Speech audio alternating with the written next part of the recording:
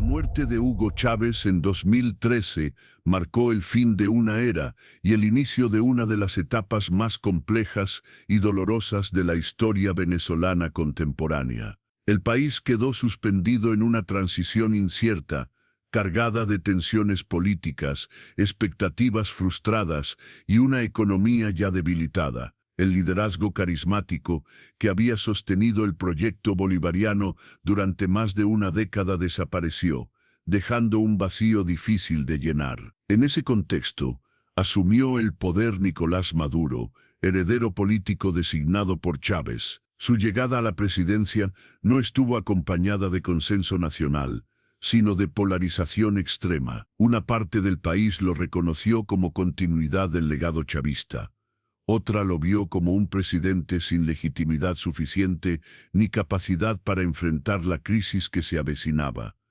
Desde el inicio, su gobierno estuvo marcado por la desconfianza y el conflicto permanente. La situación económica, que ya mostraba señales de fragilidad, entró rápidamente en una crisis profunda y prolongada. La fuerte dependencia del petróleo dejó al país expuesto a la caída de los precios internacionales. Sin reservas suficientes ni diversificación productiva, el Estado perdió capacidad para sostener el gasto público, los subsidios y los programas sociales que habían sido pilares del modelo anterior. La hiperinflación se convirtió en uno de los fenómenos más devastadores. El valor del dinero se evaporó, los salarios quedaron pulverizados y el ahorro desapareció. Comprar alimentos básicos se volvió una lucha diaria. Las colas, la escasez y el racionamiento marcaron la vida cotidiana de millones de venezolanos. La economía dejó de ser un sistema funcional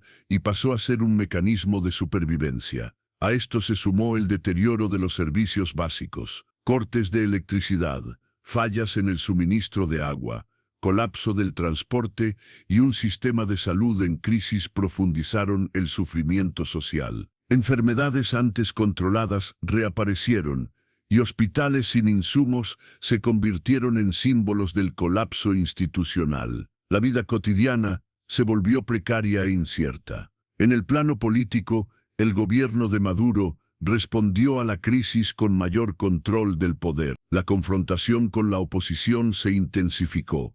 Las instituciones se cerraron al diálogo y las protestas fueron reprimidas con dureza. El conflicto dejó de resolverse por vías democráticas y pasó a enquistarse en una lógica de resistencia y represión. La política se convirtió en un campo de batalla constante. El resultado fue una fractura social profunda. Millones de venezolanos decidieron emigrar, protagonizando uno de los mayores éxodos de la historia reciente de América Latina. Familias enteras quedaron separadas, pueblos vacíos y una generación marcada por la nostalgia, la pérdida y la incertidumbre.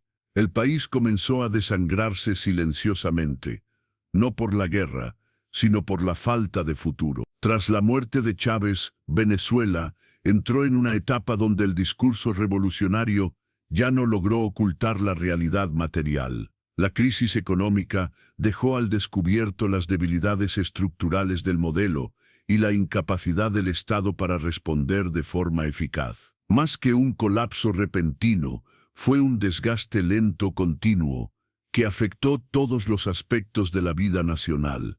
Este capítulo no habla solo de cifras o decisiones políticas, sino de un país que lucha por sostenerse en medio de la adversidad. Bajo el gobierno de Nicolás Maduro, Venezuela enfrenta una de las pruebas más duras de su historia. Reconstruir la esperanza cuando la economía, las instituciones y la confianza social parecen haberse derrumbado al mismo tiempo. Los primeros venezolanos, mucho antes de que los europeos pisaran las costas del actual territorio venezolano, estas tierras ya estaban llenas de vida, pensamiento, organización y memoria. Venezuela no era un espacio vacío ni salvaje, era un mosaico de pueblos originarios que habían aprendido a leer los ríos, las montañas, los llanos y el mar como un libro sagrado. Entre ellos destacaron tres grandes familias culturales: los cáribes, los arabacos y los timotocuicas, cada una con su propia manera de entender el mundo, de organizar la vida y de relacionarse con la naturaleza. Los arabacos fueron, probablemente, de los primeros en establecerse en amplias zonas del territorio. Se asentaron principalmente en regiones costeras, en las cuencas de los grandes ríos y en zonas de selva y sabana. Eran pueblos agricultores y navegantes, expertos en el uso de las canoas, lo que les permitió establecer redes de intercambio a larga distancia. Vivían en aldeas organizadas alrededor de grandes casas comunales, donde varias familias compartían la vida cotidiana. Su sociedad estaba basada en la cooperación, el parentesco y el respeto a los ancianos, quienes transmitían el conocimiento y la memoria colectiva. La espiritualidad arahuaca estaba profundamente conectada con la naturaleza. Creían que los ríos, los animales, las montañas y los árboles poseían espíritu. Los chamanes ocupaban un lugar central, eran sanadores, consejeros y mediadores entre el mundo visible y el invisible. A través de rituales, cantos y el uso de plantas sagradas, buscaban el equilibrio entre la comunidad y las fuerzas del universo. Para ellos, enfermar no era solo un problema físico, sino una ruptura del orden espiritual. Los caribes, por su parte, fueron conocidos como pueblos guerreros y grandes navegantes. Se expandieron por amplias zonas del norte de Sudamérica y el Caribe, ocupando buena parte de las costas venezolanas y las regiones cercanas a los grandes ríos. Su organización social era más flexible y dinámica, adaptada a un estilo de vida que combinaba agricultura, pesca, caza y guerra. Las aldeas caribes solían estar formadas por grupos emparentados, dirigidos por jefes cuya autoridad se basaba en el prestigio, la valentía y la capacidad de liderazgo. La guerra tenía un papel importante en la cultura caribe, no solo como defensa territorial, sino también como forma de prestigio social y ritual. Sin embargo, esta imagen de violencia ha sido exagerada durante siglos. Los caribes también eran agricultores, artesanos y comerciantes. Cultivaban yuca amarga, maíz, batata y ají, y dominaban técnicas avanzadas para procesar alimentos como la elaboración del casabe. En el plano espiritual, creían en múltiples fuerzas invisibles y en espíritus protectores y peligrosos que influían en la vida humana. Los rituales guerreros y funerarios eran fundamentales para mantener el orden del mundo. En contraste, los timotocuicas, asentados principalmente en la región andina venezolana, desarrollaron una de las culturas más complejas del territorio. Vivían en aldeas estables, con casas de piedra y barro, y practicaban una agricultura altamente organizada, adaptada a las montañas. Construyeron terrazas agrícolas para evitar la erosión del suelo y sistemas de canales para el riego, lo que les permitió cultivar maíz, papa, cacao, frijoles y otros productos durante todo el año. Este dominio del entorno refleja un profundo conocimiento científico y técnico transmitido de generación en generación. La organización social timotocuica era más jerárquica y estructurada. Existían autoridades claramente definidas, responsables de la distribución de tierras, la organización del trabajo comunitario y la resolución de conflictos. La vida colectiva se sostenía sobre el principio de ayuda mutua, donde cada miembro tenía un rol dentro del conjunto. Su espiritualidad estaba ligada a los ciclos agrícolas, al sol, la lluvia y la fertilidad de la tierra.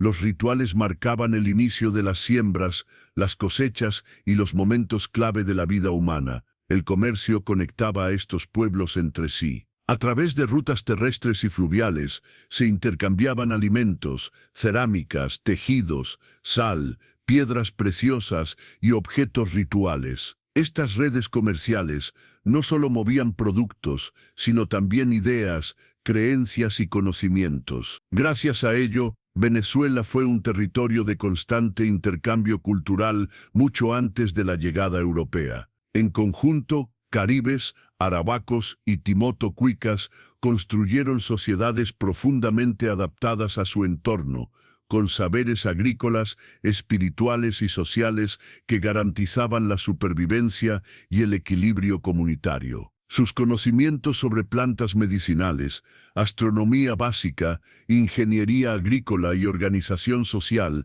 constituyen el verdadero punto de partida de la historia venezolana. Este primer capítulo nos recuerda una verdad esencial.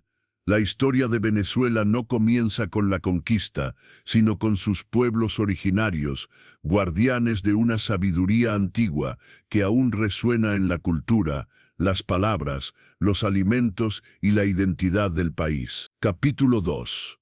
Una civilización invisible.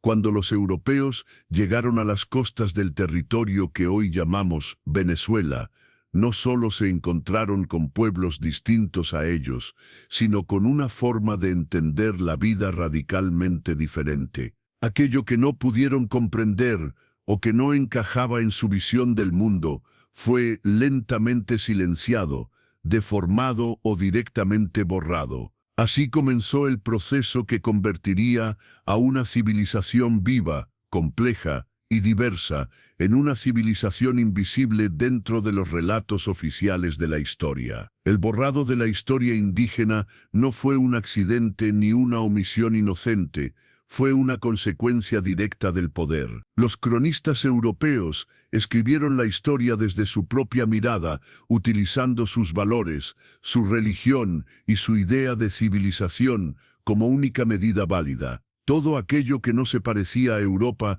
fue calificado como primitivo, salvaje o inferior. Los saberes indígenas, transmitidos de forma oral, no tenían lugar en los libros escritos que definirían la memoria histórica durante siglos.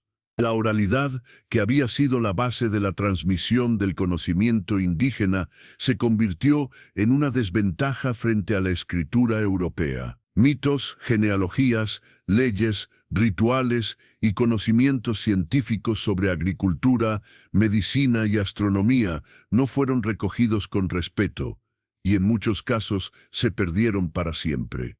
Lo que sobrevivió lo hizo fragmentado, reinterpretado o filtrado por la mirada del conquistador. A este silenciamiento se sumó la destrucción sistemática de símbolos culturales. Ídolos, lugares sagrados, ceremonias y lenguas fueron perseguidos porque se consideraban paganos o demoníacos. La imposición del cristianismo no fue solo religiosa, sino cultural. Implicó reemplazar la cosmovisión indígena por una nueva forma de entender el mundo, el tiempo, la muerte y el poder. Donde antes la naturaleza era sagrada, pasó a ser vista como recurso. Donde antes la comunidad era central, comenzó a imponerse el individuo y la jerarquía colonial. El choque cultural que estaba por venir no fue simplemente un encuentro entre dos mundos, sino una colisión desigual. Los pueblos indígenas no comprendían la lógica europea de la propiedad privada absoluta, del oro como fin último o de la dominación total del territorio. Para muchos pueblos originarios, la tierra no se poseía, se habitaba y se cuidaba. Esta diferencia fundamental generó incomprensión, conflictos y abusos desde el primer momento. Los europeos, por su parte, llegaron con una mentalidad forjada en siglos de guerras, conquistas y jerarquías rígidas. Traían consigo la idea de superioridad cultural y religiosa, lo que les permitió justificar la violencia, la esclavitud y la explotación. La resistencia indígena, cuando existió, fue presentada como rebeldía salvaje, la cooperación como sumisión natural. En ambos casos, la narrativa siempre favoreció al vencedor. Además, las epidemias introducidas desde Europa, para las cuales los pueblos originarios no tenían defensas biológicas, diezmaron poblaciones enteras en pocas décadas. Aldeas completas desaparecieron sin dejar testimonio escrito. Esta catástrofe demográfica facilitó aún más el borrado cultural sin comunidades que transmitieran su memoria. La historia quedó incompleta y fragmentada, Con el paso del tiempo, la educación colonial y luego republicana reforzó esta invisibilización. Los pueblos indígenas fueron relegados a los primeros capítulos de los libros, tratados como parte de un pasado muerto, sin continuidad con el presente. Se habló de descubrimiento, no de invasión, de civilización, no de destrucción, de progreso, no de pérdida. Así, la historia indígena quedó congelada, deshumanizada y desconectada de la identidad nacional. Este capítulo revela que la invisibilidad indígena no es ausencia, sino resultado de un proceso histórico consciente. Los pueblos originarios no desaparecieron, fueron silenciados. Sus huellas siguen vivas en los nombres de lugares, en los alimentos cotidianos, en las palabras del lenguaje y en las prácticas culturales que sobreviven, muchas veces sin que sepamos su origen. Comprender este choque cultural que estaba por venir es fundamental para leer la historia con otros ojos. No se trata solo de mirar el pasado, sino de reconocer que la historia de Venezuela comenzó mucho antes de la conquista y que todavía hoy seguimos aprendiendo a escuchar las voces que durante siglos fueron obligadas a callar. Capítulo 3. 1498.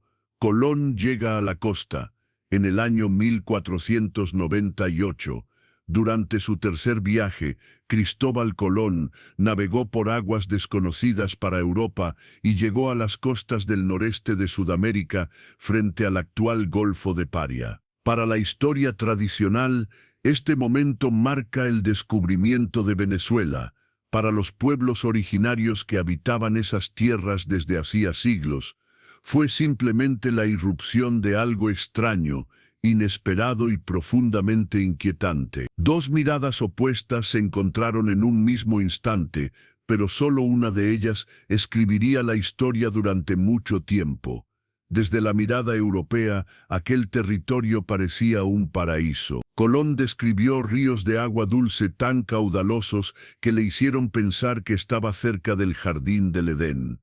La vegetación exuberante, la abundancia de peces, la fertilidad del suelo y la presencia de pueblos humanos reforzaron la idea de haber llegado a un lugar extraordinario. Para Europa, este descubrimiento no significaba solo una nueva tierra, sino una promesa de riqueza, prestigio y expansión del poder.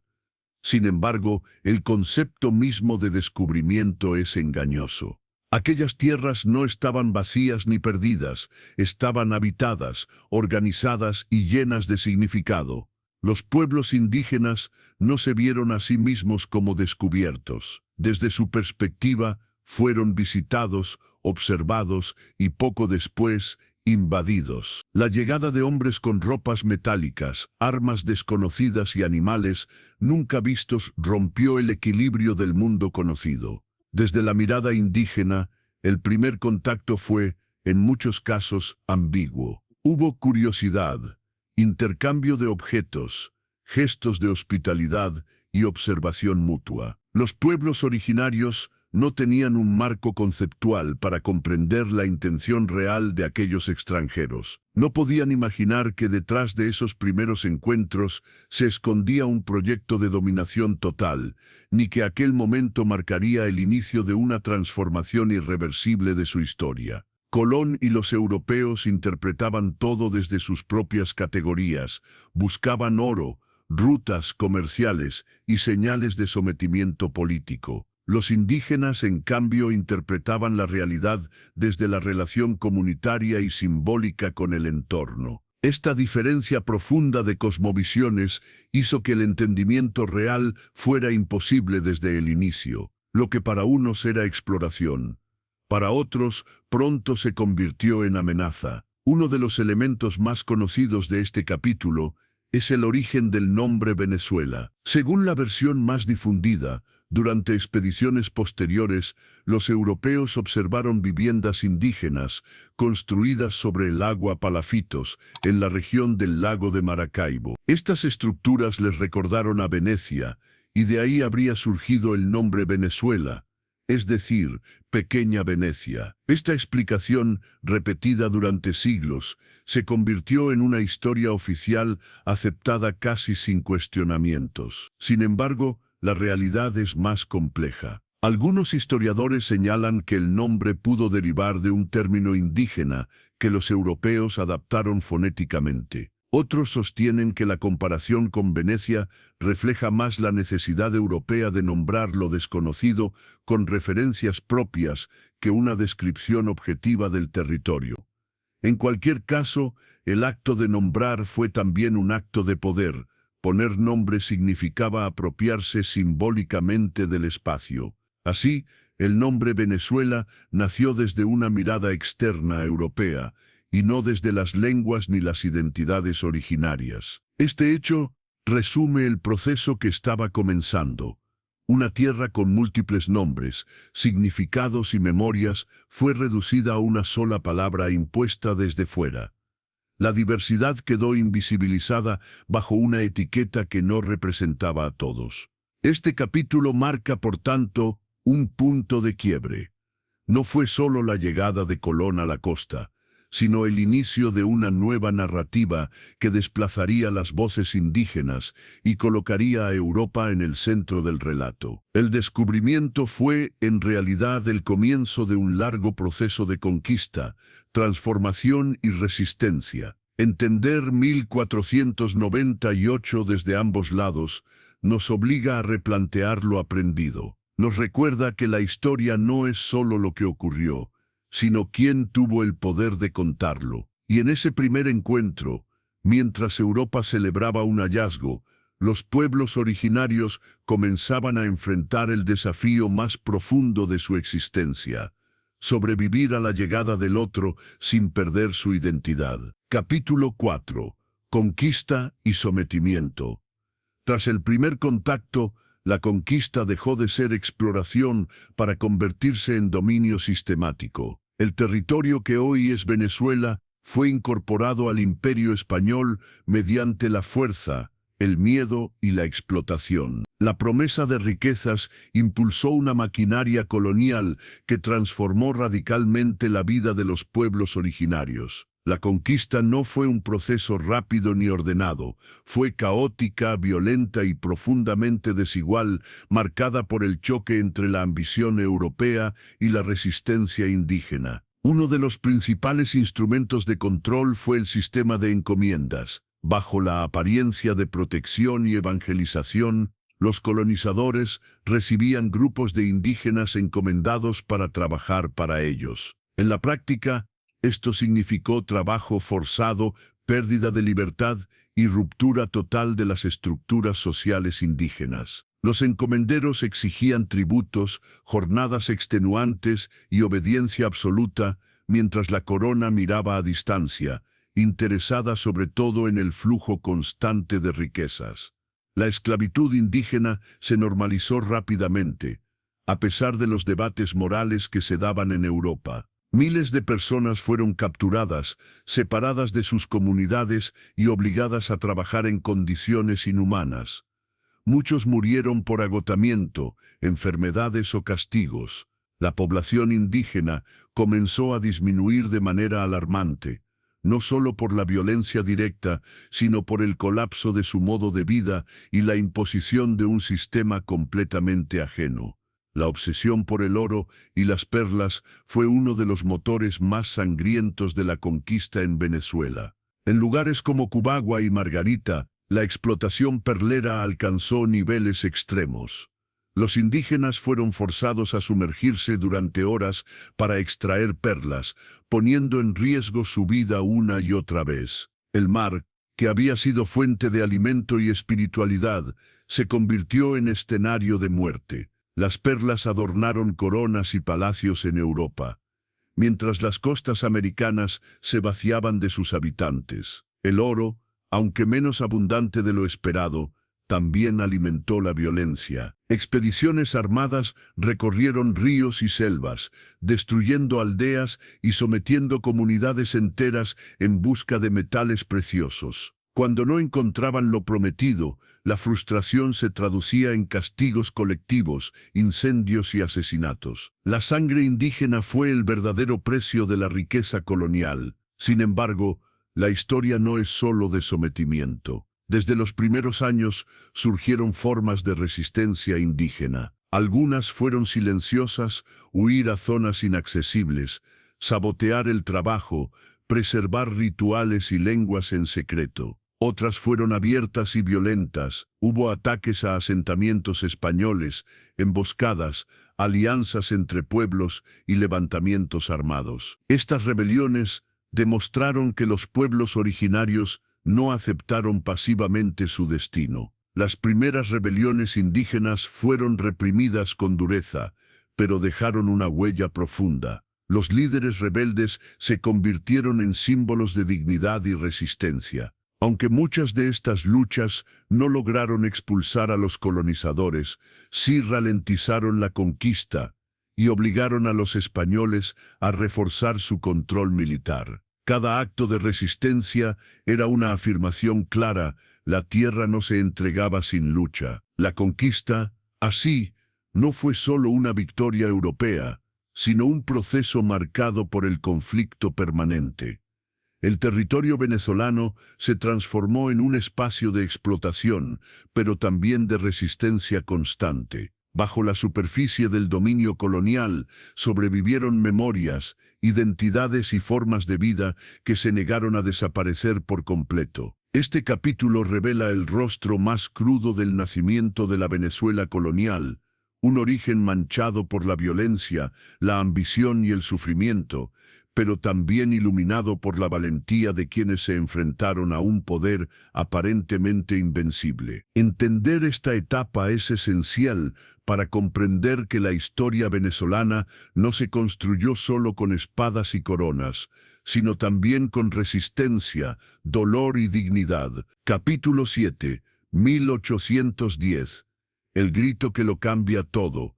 El 19 de abril de 1810 no fue un estallido repentino ni un acto aislado de valentía improvisada. Fue el resultado de décadas de tensiones acumuladas, de injusticias normalizadas y de una conciencia que había madurado lentamente entre los sectores criollos de la sociedad colonial. Ese día, en Caracas, algo cambió para siempre.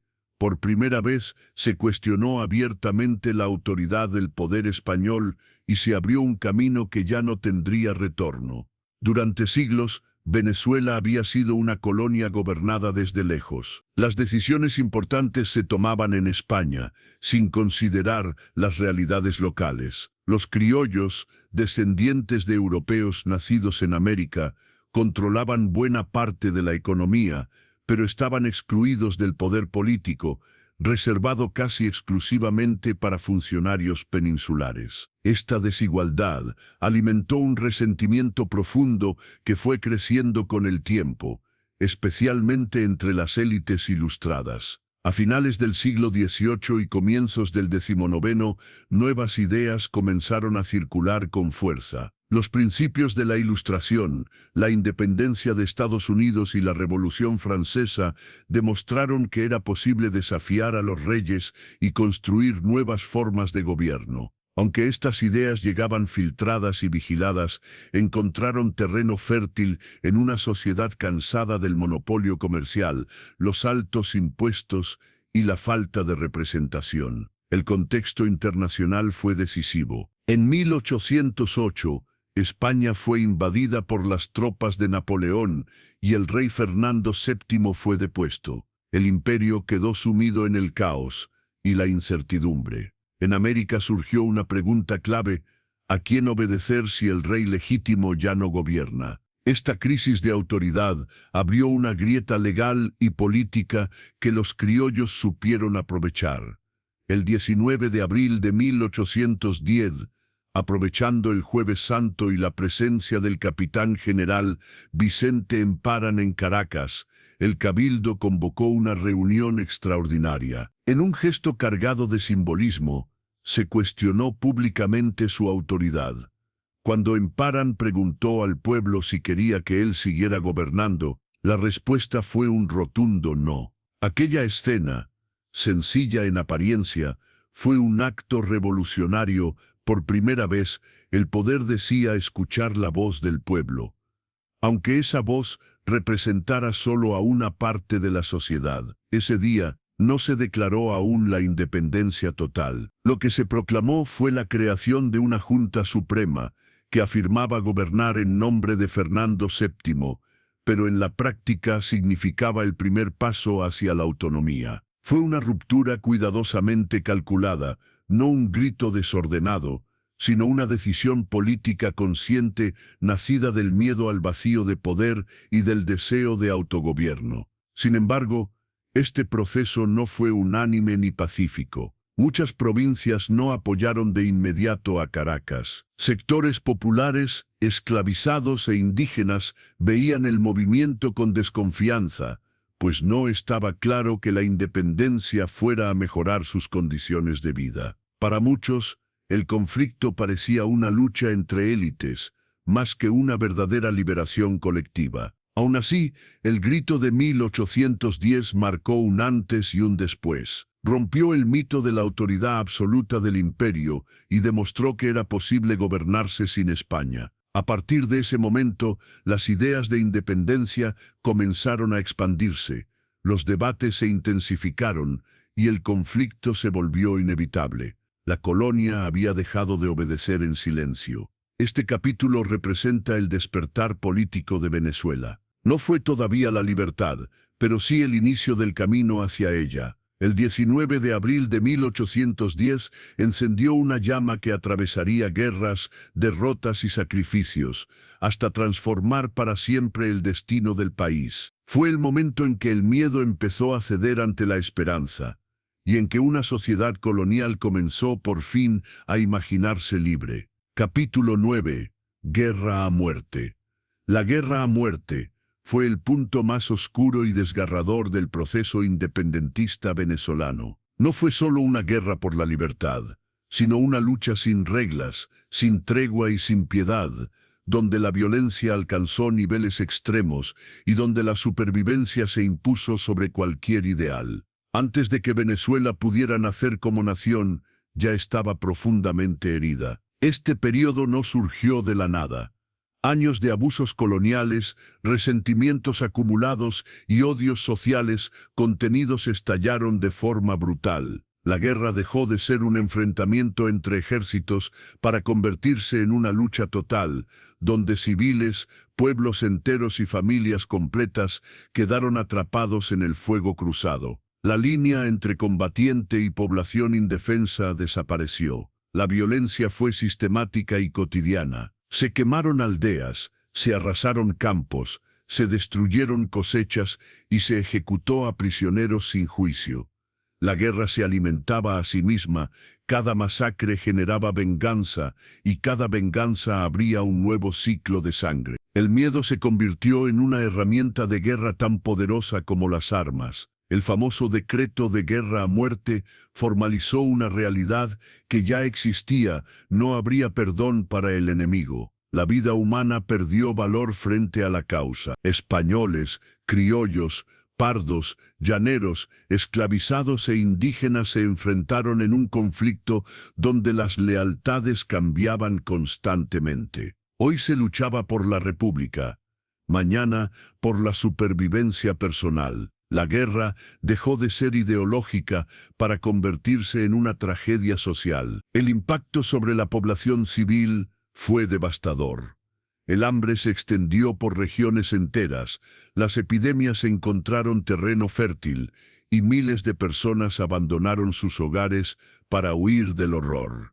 Ciudades que habían prosperado quedaron vacías o en ruinas. El campo, sin manos que lo trabajaran, se convirtió en desolación. Venezuela se estaba desangrando. La estructura económica colapsó, el comercio se paralizó, la producción agrícola cayó de forma drástica y la pobreza se generalizó. Incluso quienes sobrevivieron a la guerra quedaron marcados por la pérdida: padres sin hijos, pueblos sin jóvenes, tierras sin futuro inmediato. La independencia se estaba pagando con un precio humano imposible de medir. Lo más trágico es que esta devastación ocurrió antes de que existiera un país consolidado. Venezuela fue destruida mientras aún estaba en gestación. No heredó instituciones fuertes ni estabilidad social, sino ruinas, resentimientos y una memoria colectiva marcada por la violencia. El nuevo país nació exhausto, fragmentado y profundamente desigual. Este capítulo obliga a mirar la independencia sin romanticismo. La libertad no llegó envuelta solo en discursos heroicos, sino también en sangre, sufrimiento y destrucción. La guerra a muerte dejó cicatrices que tardarían décadas en sanar y que explicarían muchos de los conflictos posteriores de la historia venezolana. Entender esta etapa es comprender que la nación venezolana no nació en paz, sino en medio del caos. Antes de aprender a ser libre, tuvo que aprender a sobrevivir. Y ese origen violento dejó una huella profunda que aún resuena en su historia y en su identidad. Dictaduras y modernización. La historia de Venezuela en el siglo XX comenzó marcada por una contradicción profunda. Mientras el país avanzaba hacia la modernidad material, retrocedía en libertades políticas. Esa paradoja tuvo un nombre propio durante casi 3 décadas, Juan Vicente Gómez. Su dictadura, una de las más largas de América Latina, transformó el territorio venezolano, pero lo hizo a un costo humano y moral enorme. Gómez llegó al poder en 1908 tras un golpe de Estado silencioso. No necesitó grandes discursos ni gestos heroicos. Gobernó desde la sombra con mano firme y paciencia estratégica, construyendo un régimen basado en el control absoluto. Bajo su mandato, Venezuela dejó atrás el caos de las guerras civiles del siglo XIX, pero entró en una etapa donde la paz se sostuvo a través del miedo. Desde el punto de vista material, su gobierno impulsó una modernización sin precedentes. Se construyeron carreteras que unieron regiones históricamente aisladas, permitiendo por primera vez una verdadera integración territorial. Surgieron nuevas ciudades, se fortalecieron puertos, se mejoraron servicios básicos y el Estado comenzó a organizarse con mayor eficiencia administrativa. Venezuela empezó a parecer, en apariencia, un país que avanzaba hacia el futuro. La llegada del petróleo fue clave en este proceso. Bajo el gobierno de Gómez, el país se insertó de lleno en la economía mundial como productor petrolero. Los ingresos transformaron la estructura económica, reduciendo la dependencia agrícola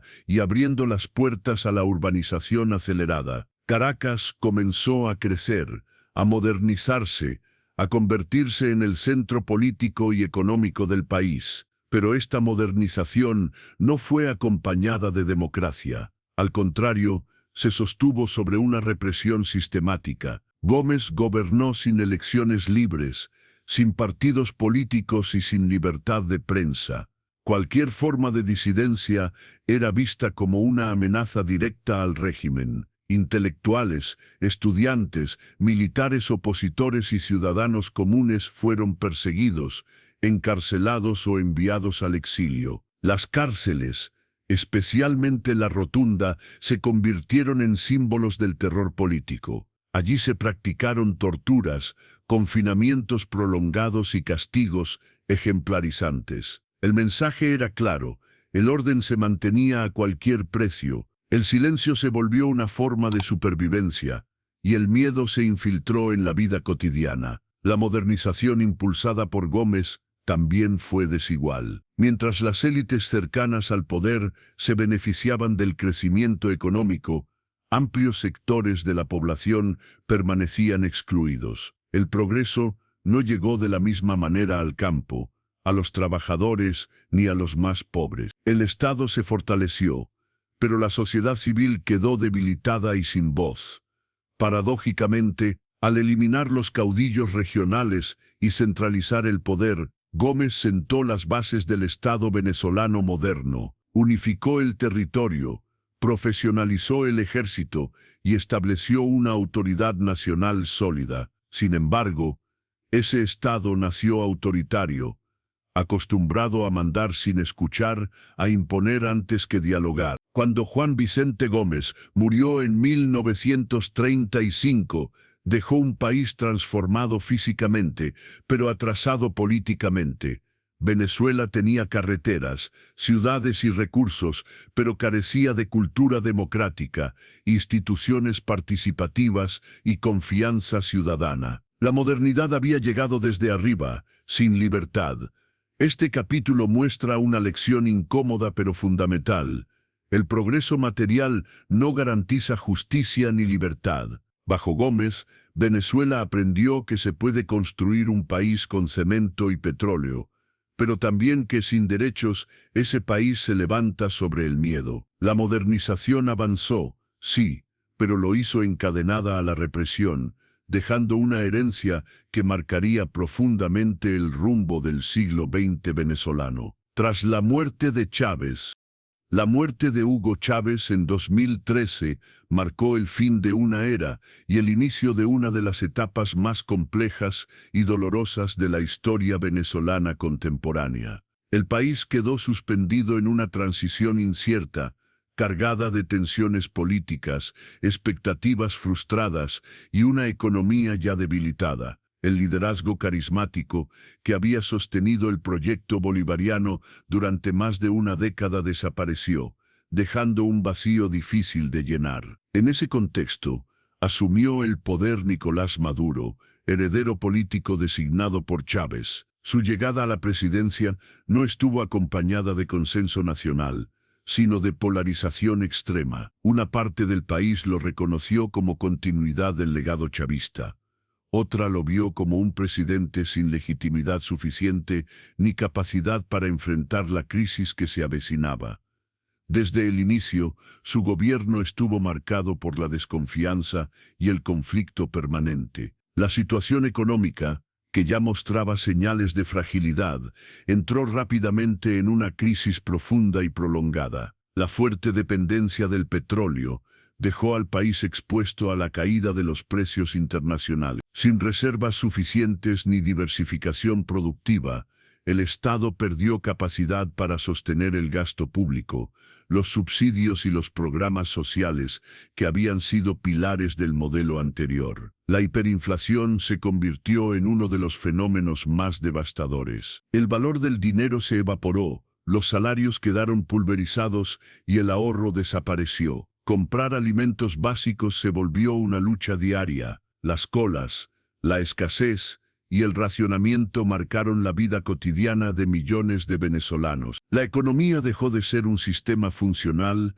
y pasó a ser un mecanismo de supervivencia. A esto se sumó el deterioro de los servicios básicos, cortes de electricidad, fallas en el suministro de agua, colapso del transporte y un sistema de salud en crisis profundizaron el sufrimiento social. Enfermedades antes controladas reaparecieron y hospitales sin insumos se convirtieron en símbolos del colapso institucional. La vida cotidiana se volvió precaria e incierta. En el plano político, el gobierno de Maduro respondió a la crisis con mayor control del poder. La confrontación con la oposición se intensificó. Las instituciones se cerraron al diálogo y las protestas fueron reprimidas con dureza. El conflicto dejó de resolverse por vías democráticas y pasó a enquistarse en una lógica de resistencia y represión. La política se convirtió en un campo de batalla constante. El resultado fue una fractura social profunda. Millones de venezolanos decidieron emigrar, protagonizando uno de los mayores éxodos de la historia reciente de América Latina. Familias enteras quedaron separadas, pueblos vacíos y una generación marcada por la nostalgia, la pérdida y la incertidumbre. El país comenzó a desangrarse silenciosamente, no por la guerra, sino por la falta de futuro. Tras la muerte de Chávez, Venezuela entró en una etapa donde el discurso revolucionario ya no logró ocultar la realidad material. La crisis económica dejó al descubierto las debilidades estructurales del modelo y la incapacidad del Estado para responder de forma eficaz. Más que un colapso repentino, Fue un desgaste lento continuo que afectó todos los aspectos de la vida nacional. Este capítulo no habla solo de cifras o decisiones políticas, sino de un país que lucha por sostenerse en medio de la adversidad. Bajo el gobierno de Nicolás Maduro, Venezuela enfrenta una de las pruebas más duras de su historia: reconstruir la esperanza cuando la economía, las instituciones y la confianza social parecen haberse derrumbado al mismo tiempo.